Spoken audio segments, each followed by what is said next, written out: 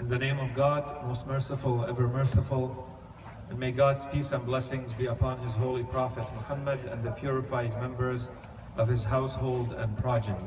Allahumma salli ala Muhammad wa ali Muhammad wa Jafar. Brothers, sisters, and viewers, Assalamu alaikum wa rahmatullahi wa barakatuh. Most of us, when we grow up, we acquire a rudimentary understanding of our religion if we are born into this religion. Things that we hear, things that we are brought up with from our parents, from our community. And this is normal until we hit a certain age and a certain level of maturity, at which point we usually start to question certain things because of some of the information that we get. And this is very normal. And questioning and even doubting some of the things that we have heard, especially when we start seeing some contradictions, is absolutely normal. In fact, it's a good thing.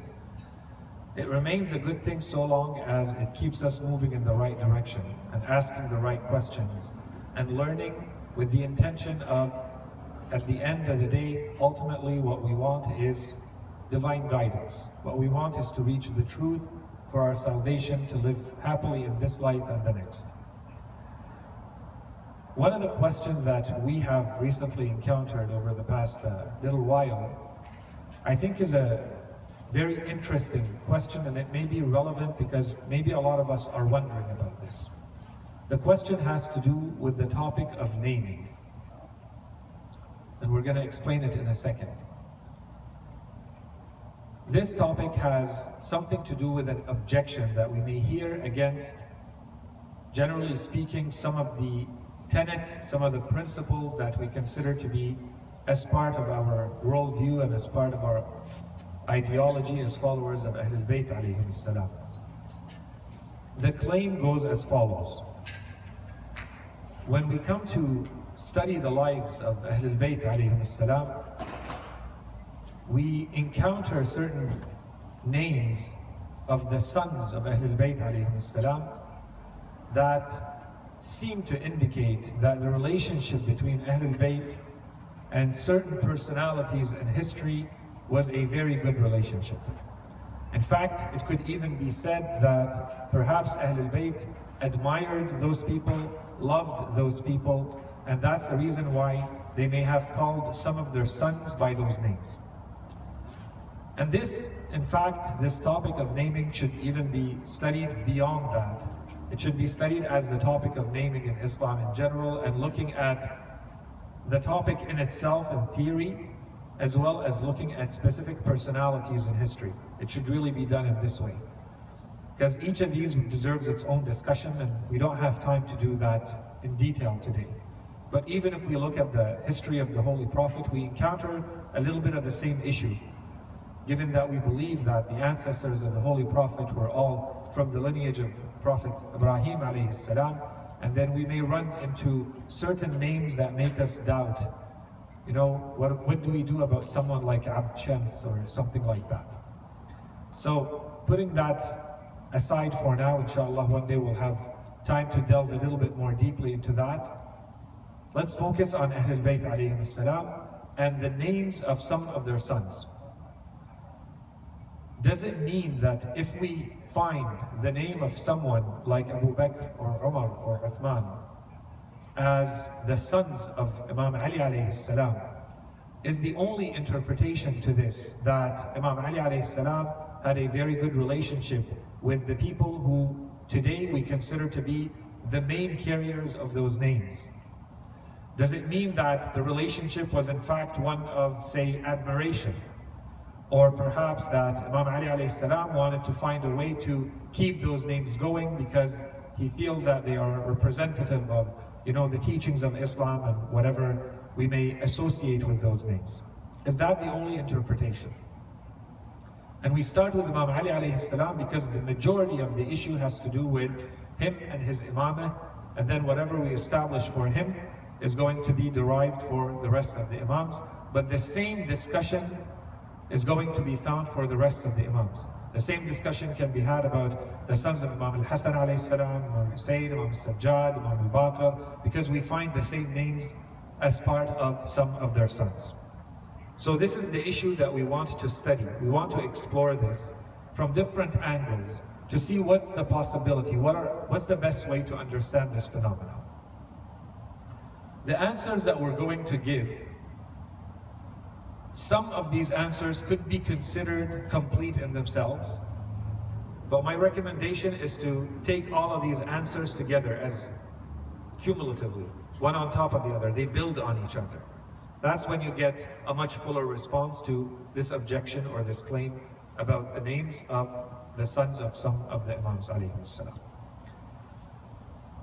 The first answer, or the first point that we need to mention, has to do with the notion of imamah. We need to start from the beginning. We need to start with the main issue around which all of this revolves. The reason why this is even brought up as an issue in the first place is because it has to do with the notion of imamah. The followers of Ahlul Bayt alayhim salam have a certain notion of who an imam is, and those who do not follow the school of Ahlul Bayt alayhim salam have a different understanding of who an imam is. Generally speaking, those who do not follow Ahlul Bayt consider the imam as simply someone who occupies the role of a political ruler. And so there are details around that. There are a lot of different theories.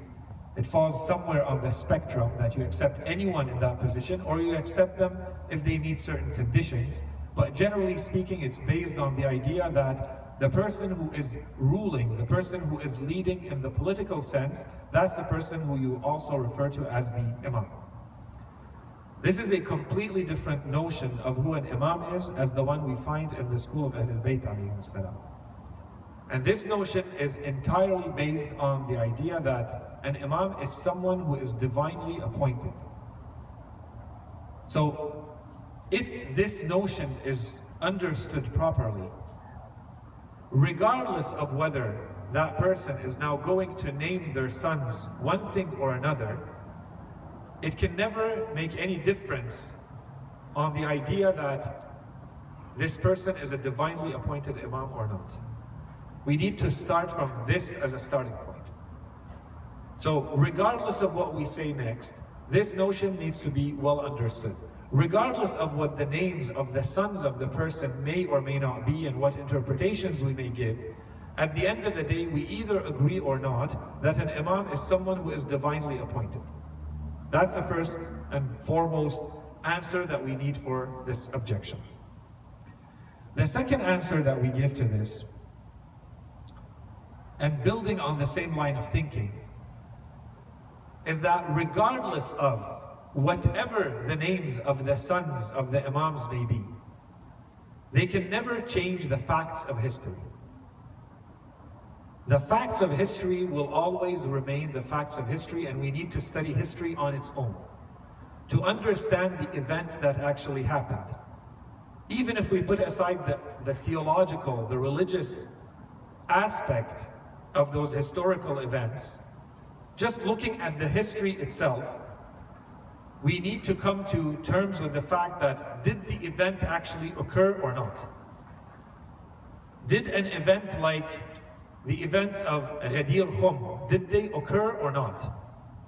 Did the events around the Saqifa, did it occur or not?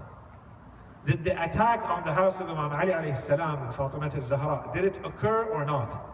Was she injured and ultimately died of her injuries because of that attack or not? Was Imam Ali alayhi salam forced or not to pay his allegiance? Under threat? Did those events actually happen or not?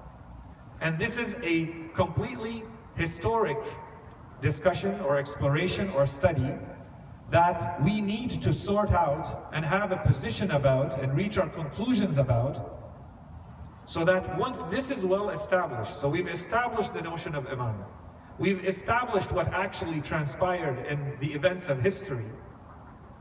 Once this is in place, then I can come to see whether the imams called their sons one thing or another. Because once this is established, regardless of what they called their sons, I still have my truths in terms of theology and belief, and I have my truths in terms of history, regardless of what the Imams call themselves. Okay, so these 2 points really need to be well understood. Now we come to trying to understand a little bit more the culture of the Arabs living at that time. The people who lived in those times, we are told, if you go back and you study the history of the Arabs, we're told that, generally speaking, it was not the father who would name the child, it was the mother. The trend of the Arabs of that time was that usually it was the mother who named the child, one.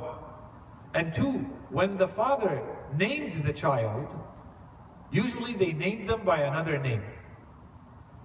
So the son usually carried either one name given to them by their mother, or they carried two names, one of them given by the father and one of them given by the mother.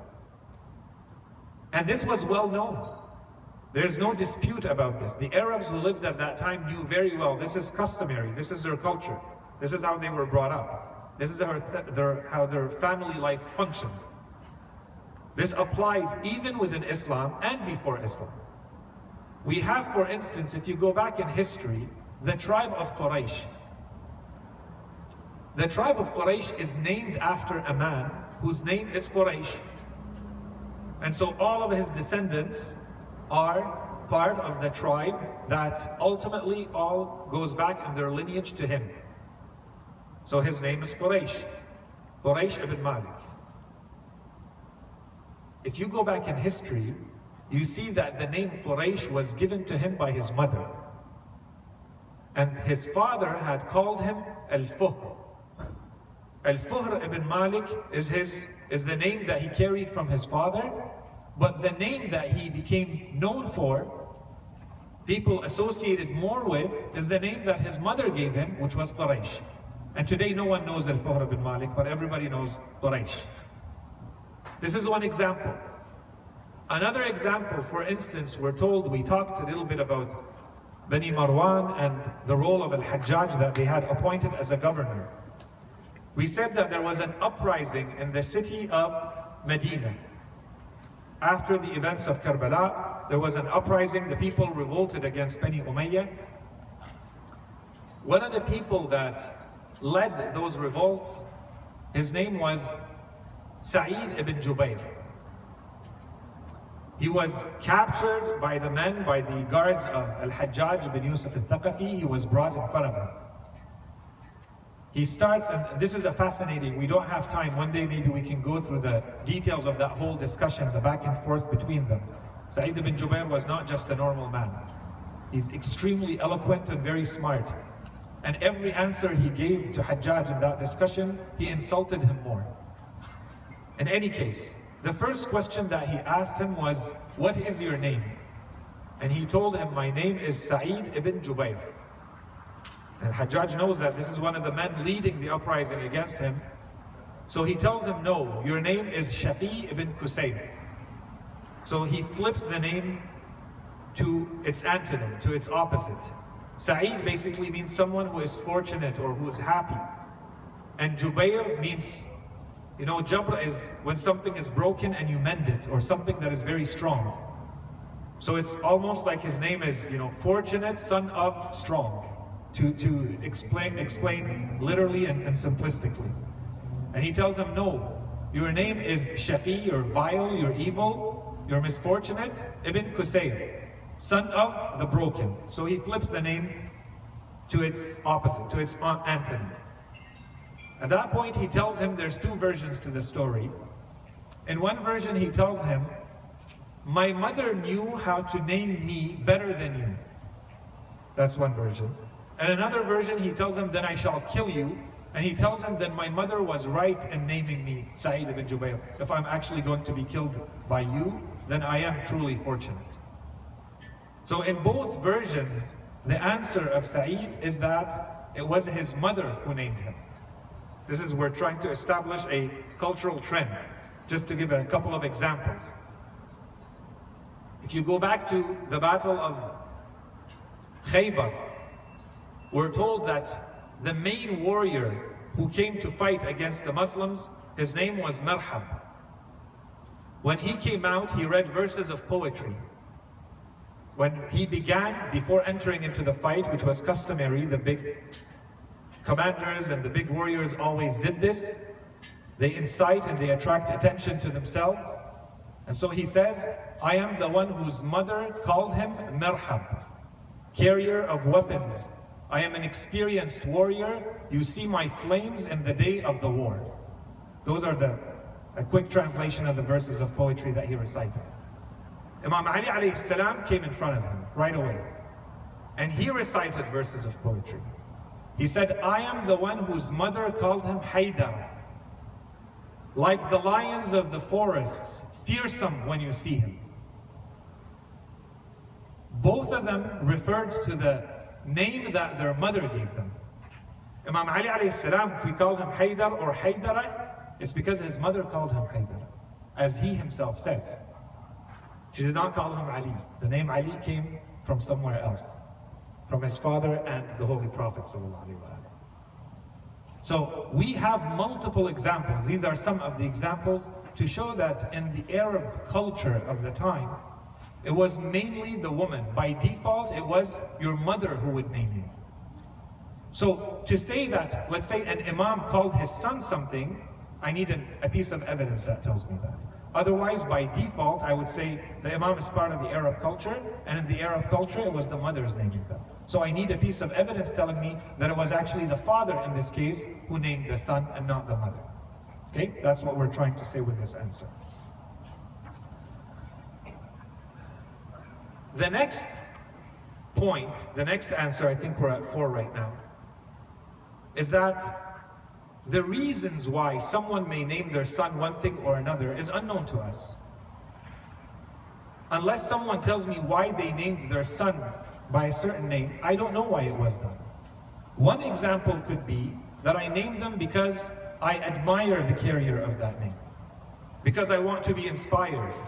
We may decide here, one of you guys may decide here that I'm so inspired and I love Imam Hussein alayhi salam so much that if God grants me a son, I will absolutely call him Hussein or Qasim or Ali.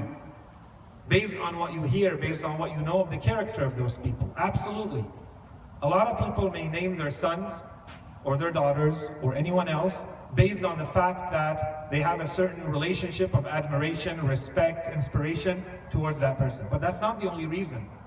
I'm sure that a lot of people that you encounter in your lives, if you ask them right now why they were called a certain name, especially in other cultures, or why they decide to call their children a certain name, they will simply say that they like that name.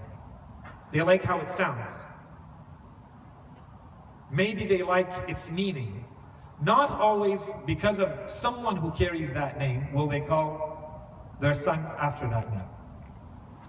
We have, for instance, we're told that there are some Arabs who traveled to other areas where they encountered some other tribes of Arabs, and they were hearing them call their sons. And every time they called one of their sons, they realized that those are very harsh names. So they asked them, they told them, do you call all of your people in this tribe with these very harsh names? They said, no. We give very tender and gentle and beautiful names to our slaves. And we give very harsh names to our sons. Because we're the only ones who will say the names of our slaves when we call them.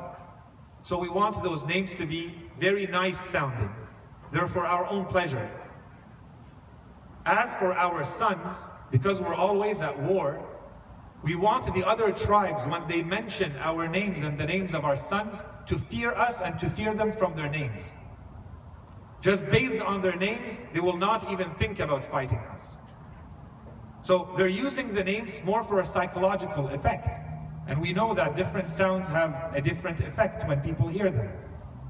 Well, if that is the case, then this may be another reason why you may decide to call someone by a certain name and not another. So it's not always a matter of who's the person that I feel in my worldview to be the most popular carrier of that name, and that must be the only reason why someone would call their son by that name. Okay? The next answer that we can give to this is that if we were to transpose, we would take those names of that day and that culture and we would want to transpose them to today's world, those names would basically be the equivalent of the Mike and the John. These are some of the most common names that you find in that time. Today, because of the hindsight that we have and because of what we know from history, we may say that in our minds when we hear one name, we directly associate it with a specific individual who carried that name. But at that time, this is not how people viewed it as they were experiencing and living the events. If you go back in some of the books of history that really give you the details of the lives of the companions of the Holy Prophet specifically, one of the books by Al-Asqalani, Al-Isaba fi Tamyiz al-Sahaba, he gives you the names of the people and then their biographies of the people who lived at the time of the Holy Prophet. A quick cursory review of that book, and you find that he says around the Holy Prophet, he's not naming everybody, he's naming the ones that he can provide a biography for. He names 23 people around the Holy Prophet whose name is Umar. And he names 27 people around the Holy Prophet whose name is Uthman. And those are only the ones that are named and listed in that book. Now, he's not saying this is in all of the Arab land and Arab culture at the time of the Holy Prophet, these are all the Umars and Uthmans. So this is simply to establish that at that time, these were extremely common names. So before we jump to a conclusion and say that because someone is named a certain name after a specific individual, if I understand this context, it starts to change my view of maybe why certain names were used and not other names. These were the common traditional names used at that time by the Arabs.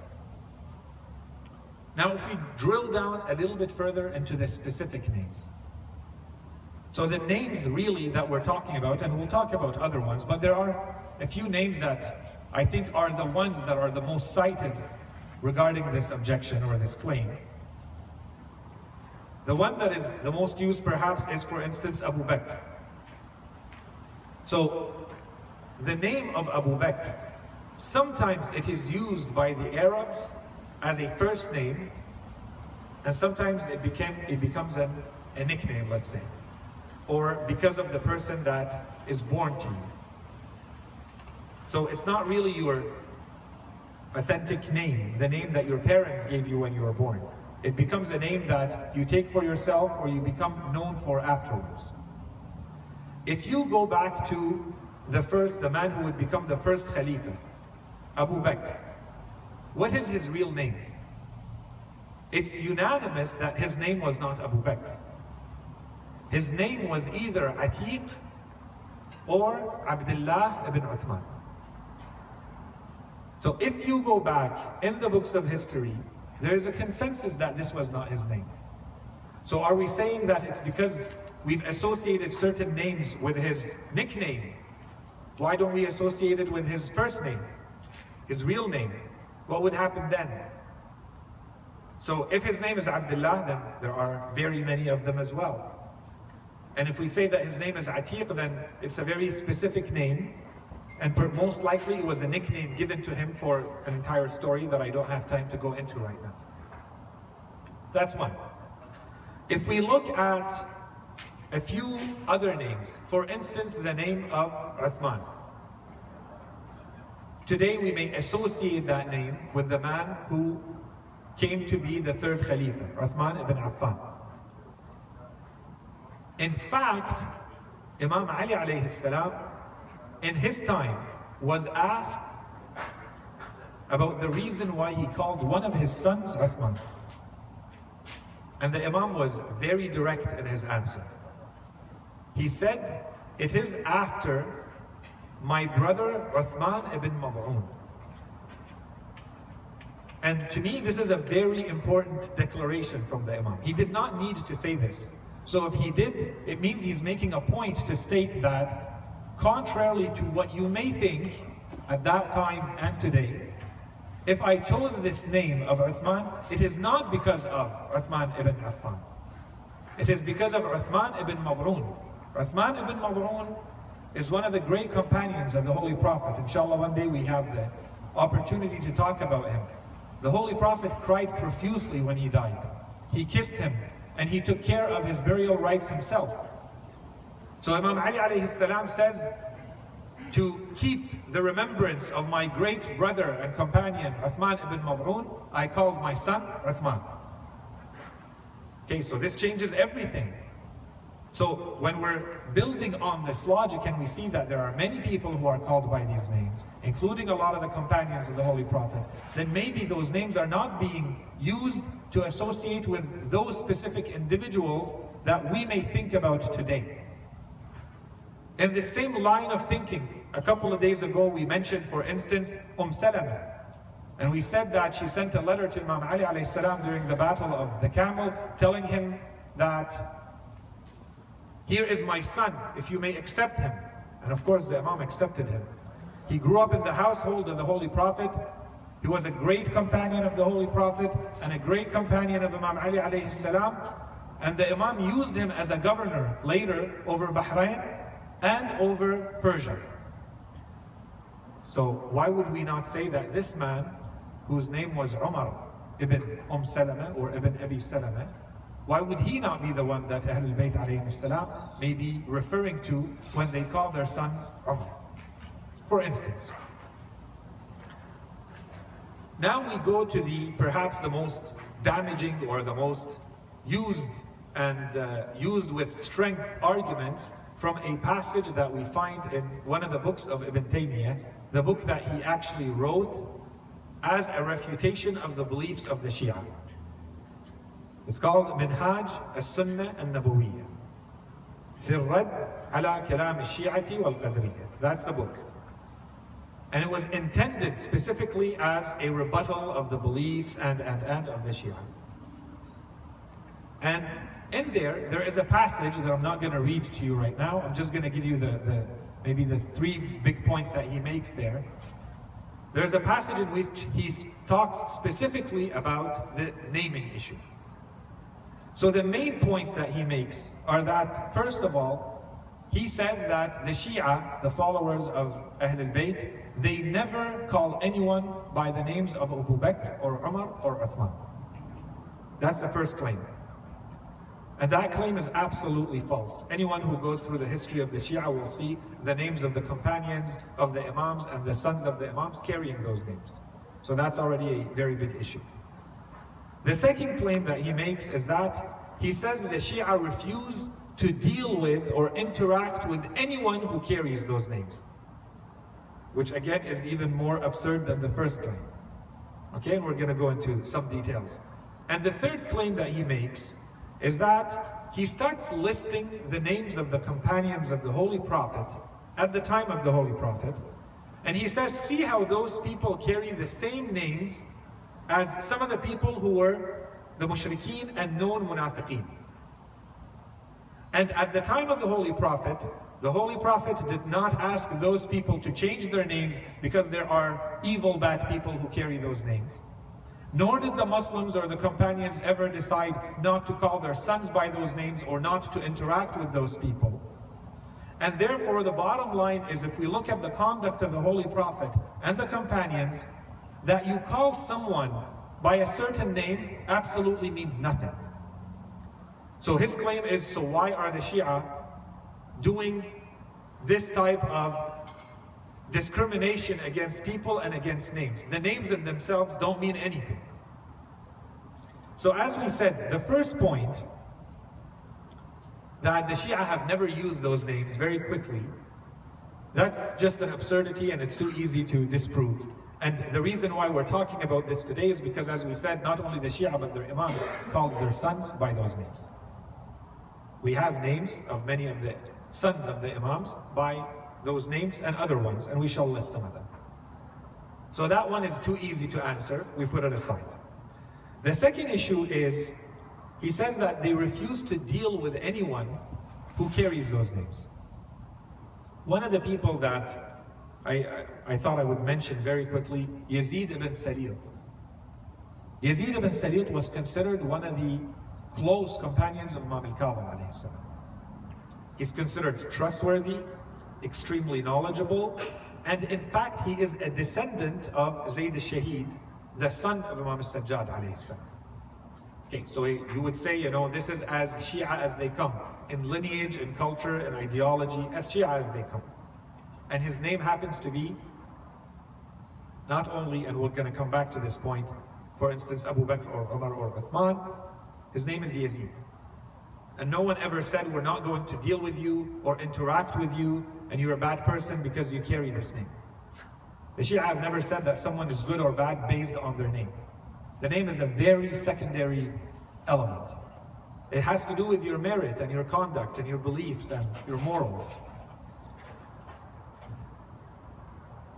And then the last point that he made, which is when he says that if we look at the life of the Holy Prophet and the companions, we see that they never dealt with the names as anything more than just names.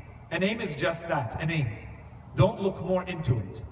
And that's why the Holy Prophet dealt with people who carried all sorts of names, including his own companions and their sons, who gave names of people who were well known to be mushrikeen and munafiqeen at that time. Excellent point. We completely agree with you. So if that is the case, then why is it that when we come to the sons of Ahlul Bayt, suddenly the name carries more than just being a name? If the name is simply just a name and we don't need to look more into it, then you cannot flip the argument and say, but in this case, if Imam Ali called his son Abu Bakr or Umar or Uthman, then in that case, it is because it means something. It either means something or it doesn't. You cannot do both. So these are the kind of the main arguments if you are, dealing with someone going back to the Kalam version of the argument. This is what you would find, and these are the answers to it. Let's go further than that. We just mentioned the name of Yazid ibn Sayid.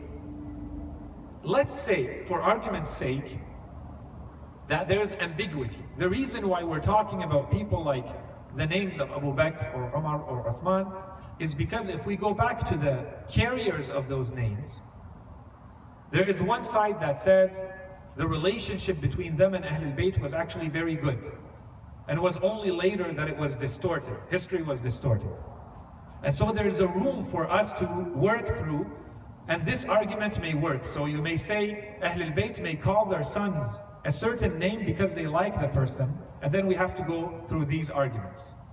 Okay, so let's put this aside for a second and look at names of people about whom there is no ambiguity. There is no doubt. Let's say there is doubt. Let's agree that there is doubt about the relationship between Ahlul Bayt and people like Abu Bakr or Umar or Uthman, the real carriers of those names. Let's look at a name of someone like Abdurrahman ibn Muljam. Let's look at the name of someone like Ubaidullah ibn Ziyad. Let's look at the name of someone like Harun, who's referred to as Harun al-Rashid. So, if there is ambiguity about the relationship between Ahlul Bayt and people like Abu Bakr, Umar, or Uthman, there is certainly no ambiguity about the relationship between Ahlul Bayt and people like Yazid, or like Abdurrahman ibn Muljam, or like Ubaidullah ibn Ziyad, because in those cases, no one can come and claim that the relationship was good. They were the direct killers of Ahlul Bayt. And we see that, for instance, in the case of Abdurrahman, we have a number of Imams who called their sons Abdurrahman. And in the case of Ubaidullah, we have a number of the Imams who called their sons Ubaidullah. Even Imam al-Kadhim alayhi salam called one of his sons Harun. Okay, so this confirms that the naming of someone can definitely not be used as an argument to say that you like or you don't like one of the carriers of that name. Okay, so this is just to seal the deal on that. In addition to this, I think we can add to all of this the fact that if you go back in history, and there's entire treaties or books written on this notion of tasheef.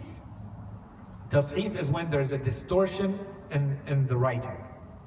So something is written in a certain way and then it ends up being written in another way. Sometimes it's because it's a mistake in the typography, in the way you're writing. Whoever happens to be writing that book, copying that book, they make a mistake in the writing. That's one way to end up with tasheef. So the experts of the manuscripts have to see if there's tasheef, they have to correct it. But another form of tasheef is the intentional tasheef, where you actually intentionally change a name to another name. And one of the names about which there are, as I said, treaties written, well-known case of distortion of names in Arabic history and Islamic history, is the name Amr with the name Umar. They may sound, and someone who doesn't know enough of Arabic spelling, they may think that Umar and Amr are written the same way. It's Ayn Mim Ra. No. Amr is written Ayn Mim Ra Waw. There's one more letter at the end of the name Amr in Arabic that's not pronounced. You don't pronounce the waw. If there is no waw, even without putting the vowels, without putting the harakat, if there is no waw, then you know the name is Umar. If you put a waw, the name is Amr. You don't need the harakat for that. And there are manuscripts where you can clearly show that many of the sons of Ahlul Bayt alayhim as-salam were actually called Amr and not Umar. If you can go back to the manuscripts. But when you see later versions of those books, the name Amr became Umar.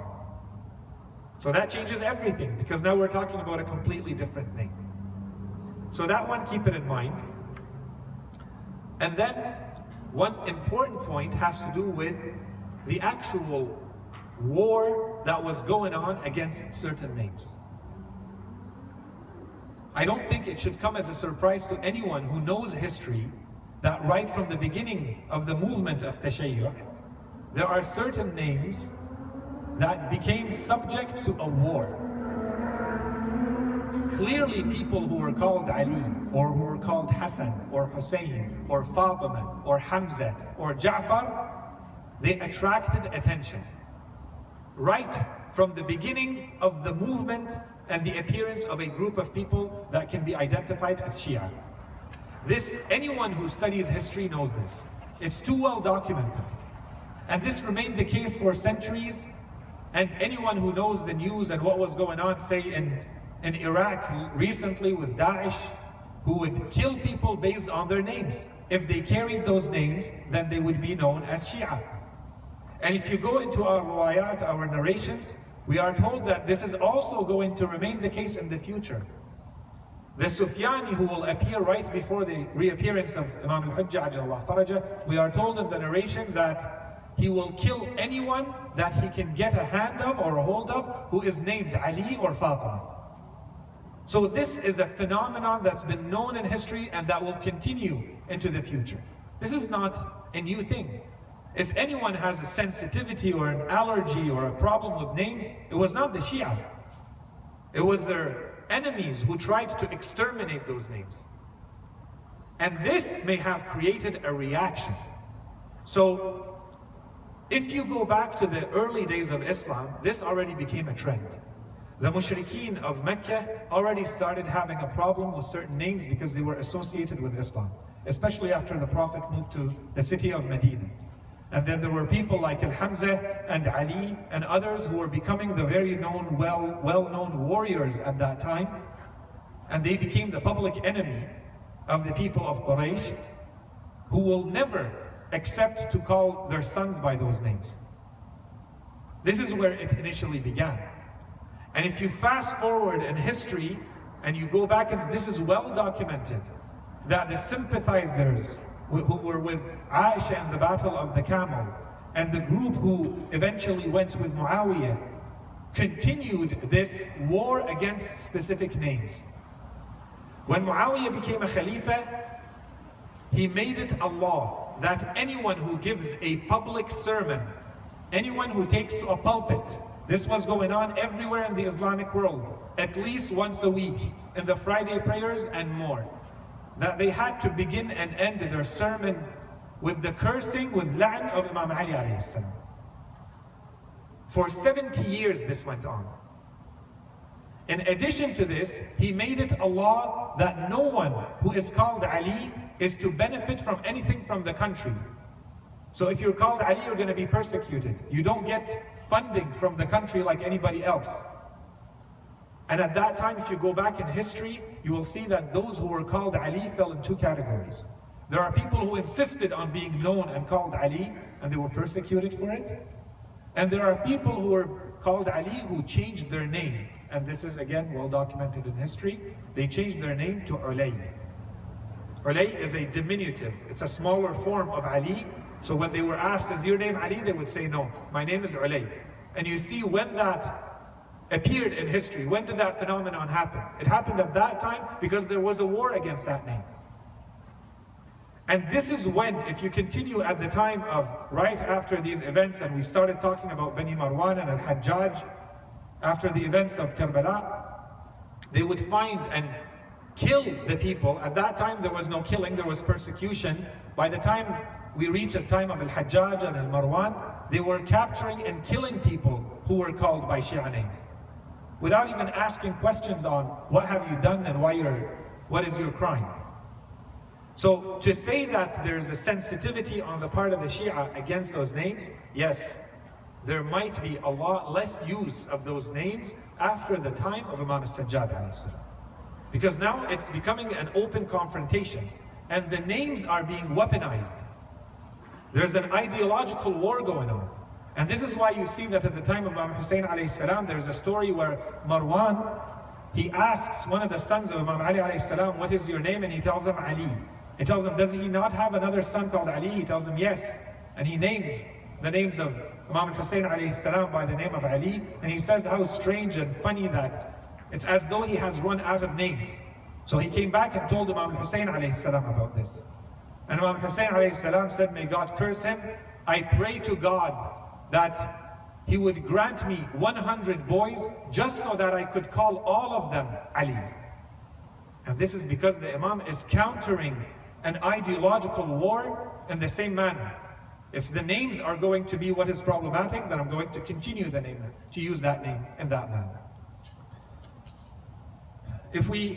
We're almost out of time here, so let me just very quickly. This entire thing is based on kind of a fantasy or a charade, I don't know what to call it, a fiction that, everything was going really well between the Sahaba, and so that's the reason why they would call each other by each other's names. So I think we've completely shattered that idea. But maybe to add to it, we have a narration, if you want to go back to one of the most authentic books in the Sunni school where this claim is made, from people who tried to establish one way or another these good relationships between the Sahaba. We're told that at some point there was a disagreement between the uncle of the Prophet, Abbas, and Imam Ali alayhi salam after the passing away of the Holy Prophet in the time of the Khilafah of Umar ibn al-Khattab. So they went to him to get his judgment. And he got angry at that time. I'm not going to go into the details. He says something to them that, now you're coming for judgment to me. But yesterday, when the one before me, referring to Abu Bakr, he said that the prophets don't leave anything as an inheritance, and he became the Khalifa. You called him Kadiban, Athiman, Ghadiran, Kha'ina. You considered him a liar, a sinner, a backstabber, and a cheater. And now you consider me the same thing, and he repeats the same words. So this is just as one example, to say if the Khalifa is talking at that time with someone in this manner, would you say they have a good relationship? We can just go and say they love each other so much that he's going to go back and call his sons by the name of that person? Is that logical? Does that make sense? It doesn't make sense. Now let's fast forward very quickly to a man by the name of Umar al-Atraf. Umar al-Atraf was a man born to a woman by the name of As-Sahba al-Taghlubiyya Habib. Imam Ali alayhi salam married that woman when he went to Basra, and she gave birth to this man. She gave birth to twins, to this man and a girl. The girl was Ruqayyah, the daughter of Imam Ali alayhi salam, that he would marry to Muslim ibn Aqil later. Her twin brother is Umar al-Atraf. He's referred to as al-Atraf as in one-sided, because they say his honor comes from one side, which is Imam Ali, not two sides. Like there is another Umar under Imam Sajjad alayhi salam, his son. He's referred to as Umar al-Ashraf because of two. He is a Hashimi on both his mother's and his father's side. In any case, we're told in history that when this man was initially born, Imam Ali alayhi salam was close to Umar. Umar asked a favor from Imam Ali. This is the descendant of Umar al-Atraf talking in history, if the report is valid. He says that Umar ibn al-Khattab, when he was Khalifa, and there's another report that it was Uthman, when he was born, Umar al-Atraf, he asked Imam Ali alayhi salam to grant him as a favor to allow him to name the boy. And Imam Ali alayhi salam accepted, and he named him Umar. And so he gave him a gift. The story goes that he gave him a gift, a slave by the name of Muwarriq or Muwarriq. Okay, so we put that aside. Now let's fast forward, who this man was. If we go to the events that happened later, if we go to the time when Imam al-Hussein alayhi salam is in al-Madinah al-Munawwara, this is the son of Umar al-Atraf talking. He says, I heard my father talking to Bani Aqil. Aqil being the brother of Imam Ali alayhi salam, so he's talking to his relatives. He says, my father told them, when we were in Medina, and I heard that Imam Hussein alayhi salam had refused to give his allegiance to Yazid ibn Muawiyah. When this happened, he says, I went to Imam Hussein alayhi salam and I waited until the Imam was all alone. And I entered to see the Imam. And I told him, Oh Aba Abdullah, I want to tell you something. I heard your brother report from his father. So he's saying Imam al-Hasan alayhi salam, report from Imam Ali alayhi salam. It's a very strange way to talk to Imam Hussein alayhi salam. I heard from your brother who reports from his father. And then he says, he's telling Bani Aqil, I choked over my tears. I couldn't finish. So Imam al-Hussein alayhi salam tells him, what did he say? Did he say that I would get killed? So initially he said no because he didn't want to say that, and then he said yes. I heard that you would get killed. So he tells him, he continues, Imam al-Hussein alayhi salam, first Umar al-Atraf tells him, and because of that, I think that it would be better for you to pay your allegiance to Yazid. This is a very strange thing to say, based on the beginning of the hadith. We'll come back to that. So Imam Hussein alayhi salam continues, and he tells him, my father has told me that the Holy Prophet has told him that he shall be murdered and how, and that I shall be murdered and how. And he has also told me that my grave is going to be close to his grave. And so Imam al-Hussein alayhi salam continues, he says, Umar, do you think that you know something that I do not know? I will never give away my soul so cheaply. So I'll never pay allegiance to Yazid in this manner that you're asking me to do. And then he adds, when Fatima al-Zahra shall come to see her father, she will complain to him about how his ummah maltreated and persecuted her progeny. And anyone who persecutes the progeny of Fatima shall surely never see or enter paradise. And then Imam al-Hussein alayhi salam invited Umar al-Atraf to join him as he is departing. These are the last moments of Imam al-Hussein in Medina. The Imam is done. The caravan is ready to go, and here is his brother telling him, pay allegiance to Yazid and stay here. So the Imam flips it and turns it around and tells him, why don't you accompany us, since you know what you know? And he refuses, and he stays behind in Medina. Now, if you truly believe in Islam and the Holy Prophet and who Imam Ali alayhi salam, who happens to be your father, and Imam al-Hasan, who happens to be your brother, if you truly believe in that, and you believe that God has said that Imam al-Hussein is going to be killed, what, you're trying to deviate the plan of God? Do you think that by paying allegiance to Yazid, for instance, he will not get killed? Do you not understand how this works? Or do you not even carry a little bit of faith? Is there a problem in your belief system? And here's the Imam calling you to join him. Why would you not join Imam Ali alayhi salam, Imam Hussein alayhi salam, especially if you know what you know? And there's a reason why the Imam mentions Fatima al-Zahra and the people who will persecute her progeny. So basically he's telling him, if you want a guaranteed entry into paradise, come with me. Who would let that go? Especially if you have grown up in that house. But this was the fate of this man. And we are told that after the caravan of the prisoners came back, after they went to Kufa and Sham and they came back to Medina, and he saw them, unbelievable, he went to his home and he dressed in his most colorful mu'asfara, as they say, in his most colorful dress, most colorful clothes, as though he's going to a party. And he established a seating area for him, and he sat there waiting for the people to come and congratulate him because nothing happened to him. He escaped.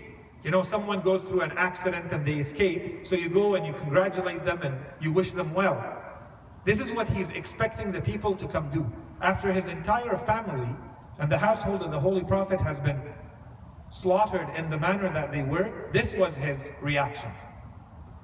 Not to, let's say, at least, the least he could have done is to accept condolences. So he does this, and then, you know, it continues. He says, at that time, he says, أَنَا الْغُلَامُ الْحَازِمُ, I am the one who is wise. Had I joined them, I would have been killed in the battle like them.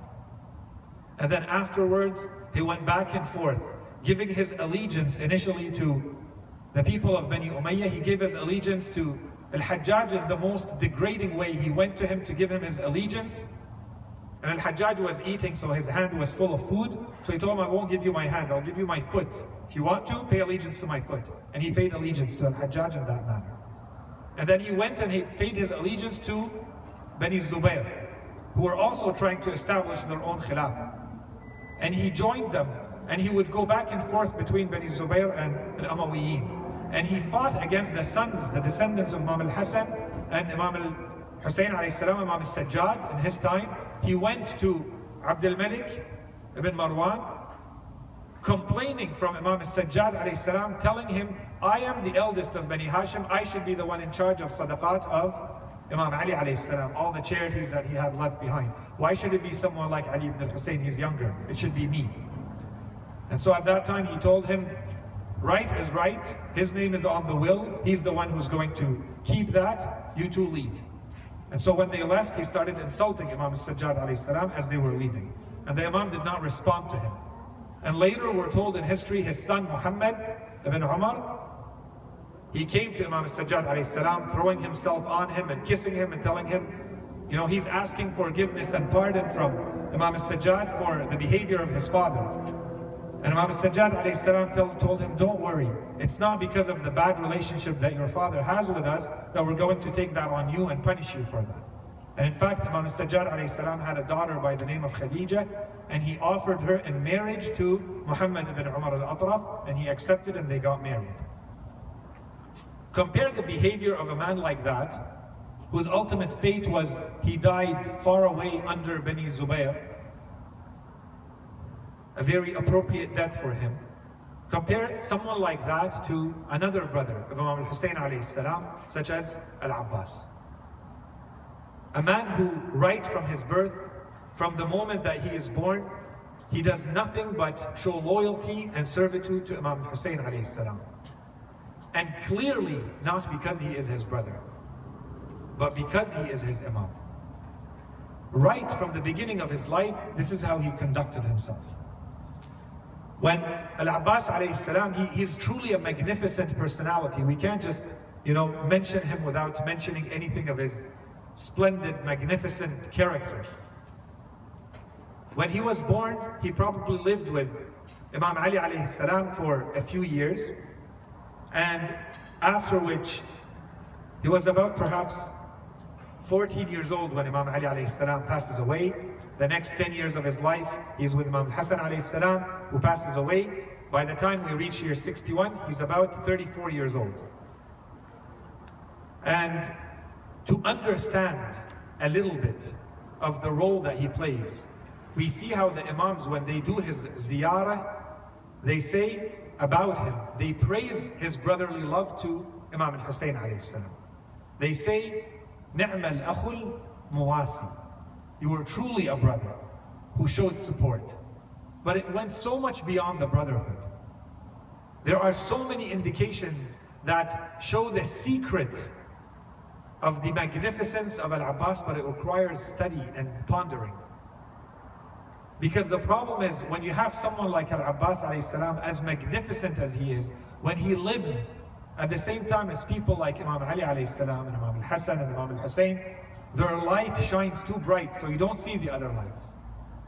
When you live at the same time as someone like Imam al-Hussein, your light becomes overtaken by the light of Imam al-Hussein alayhi salam. Let's turn it around. We go to Imam al-Hussein alayhi salam to see how he dealt with his brother. What is the status of Al-Abbas? Who is Al-Abbas? We have in one narration, on the 9th of Muharram, as we said, there were battles on the 6th, 7th, and 8th. On the 9th of Muharram, the army of Ibn Sa'd started advancing. Imam al-Hussein alayhi salam told his brother Al-Abbas, he told him, may I be a ransom to you? Why don't you ride to those people and ask them what they want?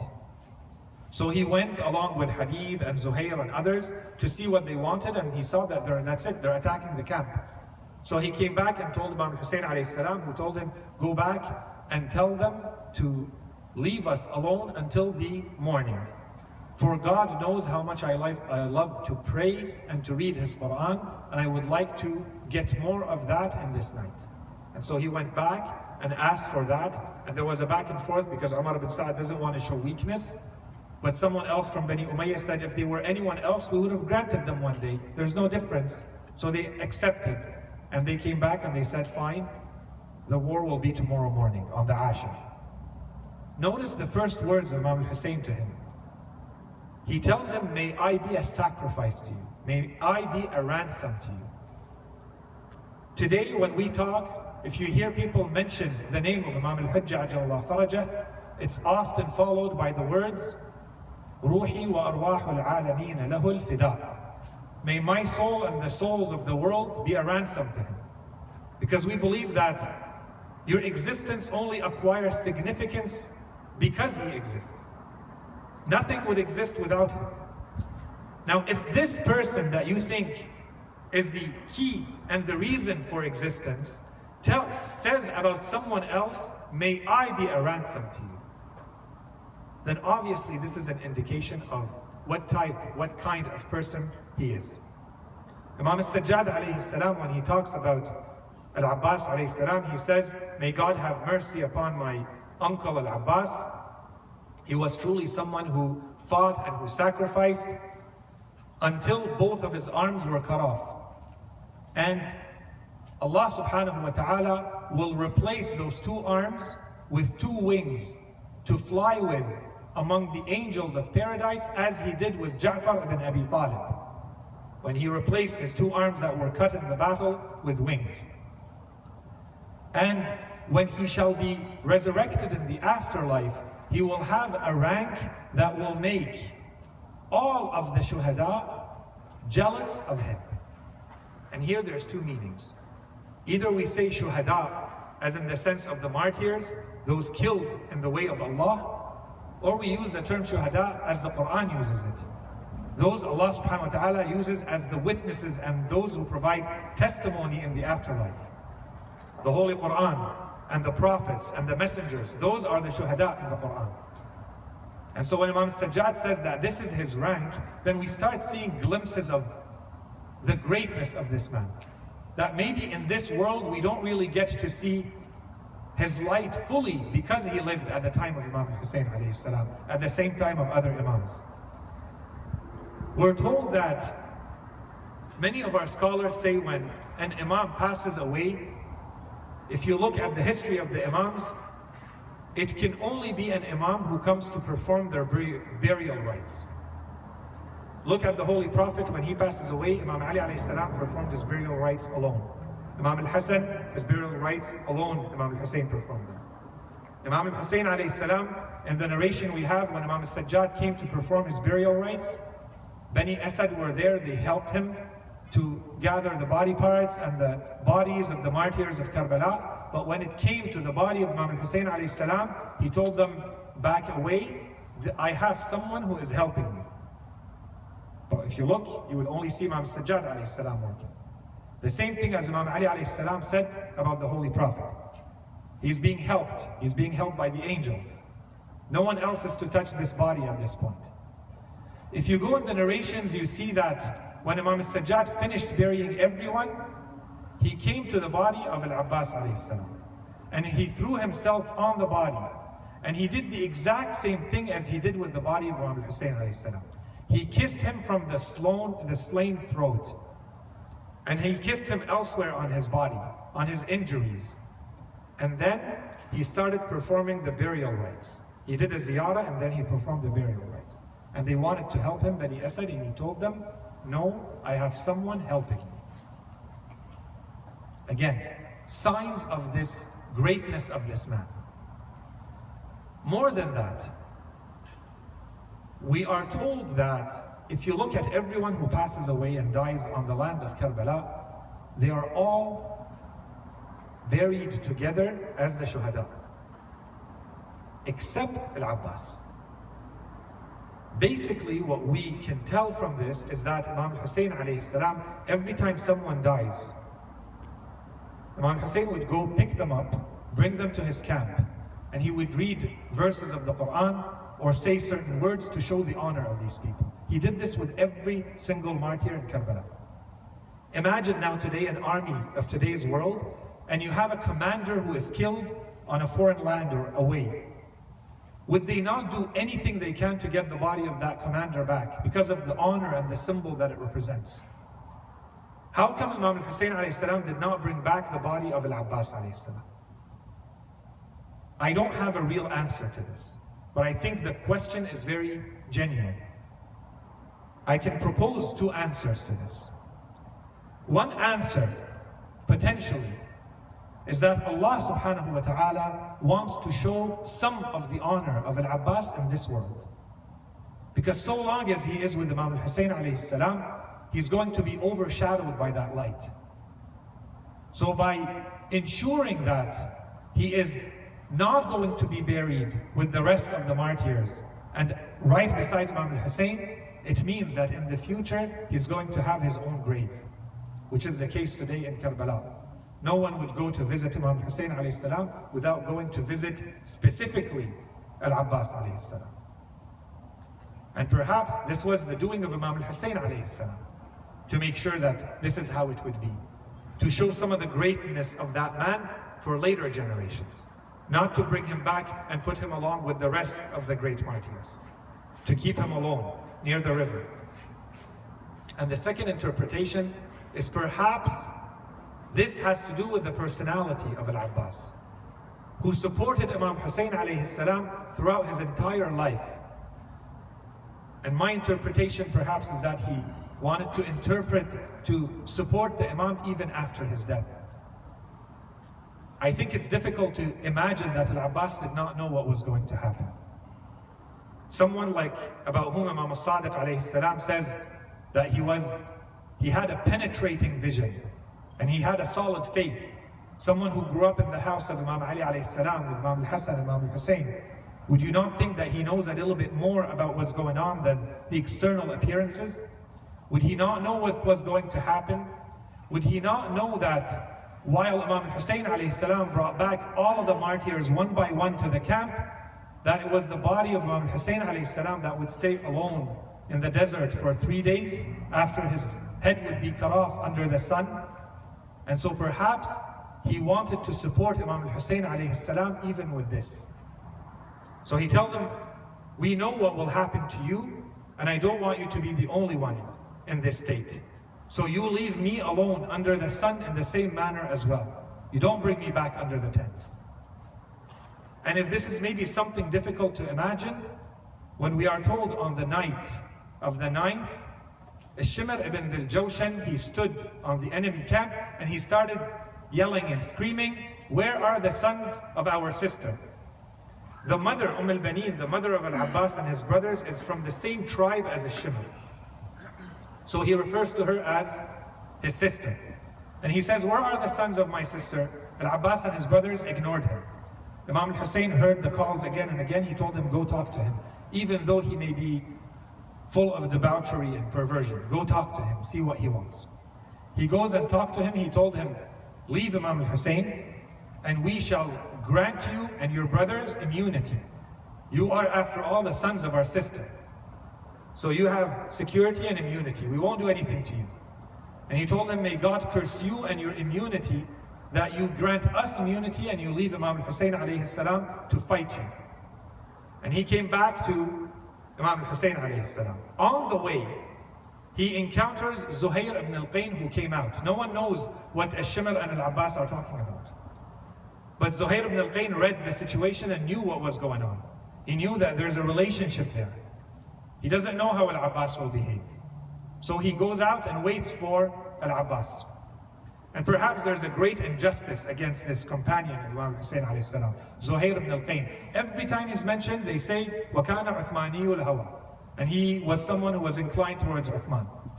With a narration like this one, I think it's clear that even if he showed tendencies towards Uthman, I think it was out of taqiyyah, out of protecting himself. He waits for al-Abbas to come close enough, and he tells him, "Abbas, I have something to tell you." He tells him, "Go ahead." He tells him, "I have a narration that I want to narrate to you." And he goes back to the time of 34 years before, when Imam Ali alayhi salam asks his brother Aqil, he tells him, "I want you to find me a woman who has been born from the most valiant and brave and courageous warriors the Arabs have ever seen. Because I want her to give me a son who will support my son al-Hussein in his hour of need."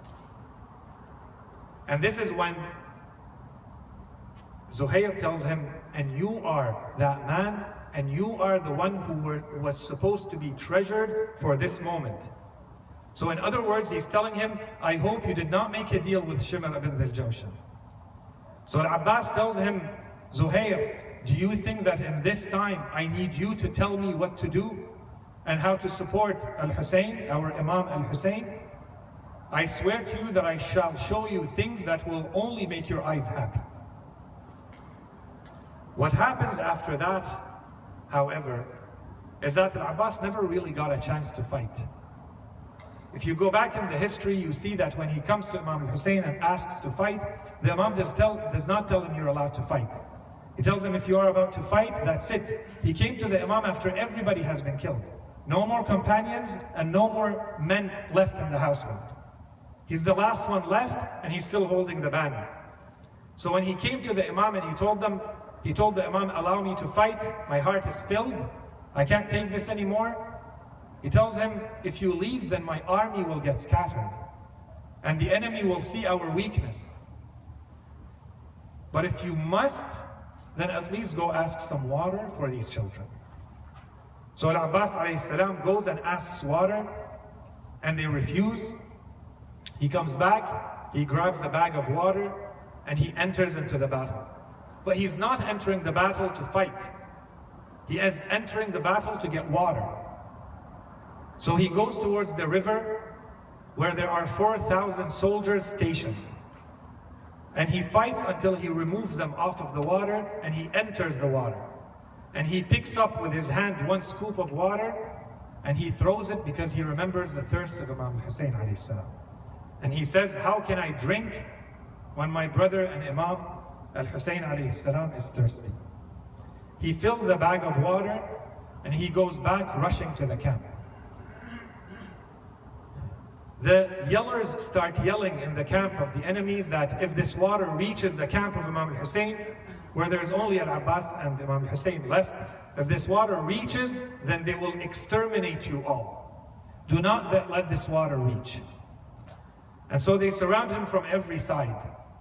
He fights with his only preoccupation trying to get the water back to the camp. They cut off his right hand. He carries the sword with his left hand. And he keeps fighting until his left hand or his left arm is cut off. He protects the water bag with his own chest and body. Then they start, in the narration it says, then the arrows came like rain. And one arrow landed in the bag of water and it poured the water. And another arrow landed in his eye and they hit him on his head and he fell to the ground saying, Assalamu alayka ya Aba Abdullah. When Imam AlHasany alayhi salam came to Aba al-Fadl al-Abbas and he saw him, he held his back or his side and he said, now my back has been broken and now I have become weak and now my enemy can hope to beat me. Assalamu ala al-Husayn wa ala Ali ibn al-Husayn wa ala awlad al-Husayn wa ala ashab al-Husayn wa sallallahu ala Sayyidina Muhammadin wa ala alihi al-tayyibin al-tahirin.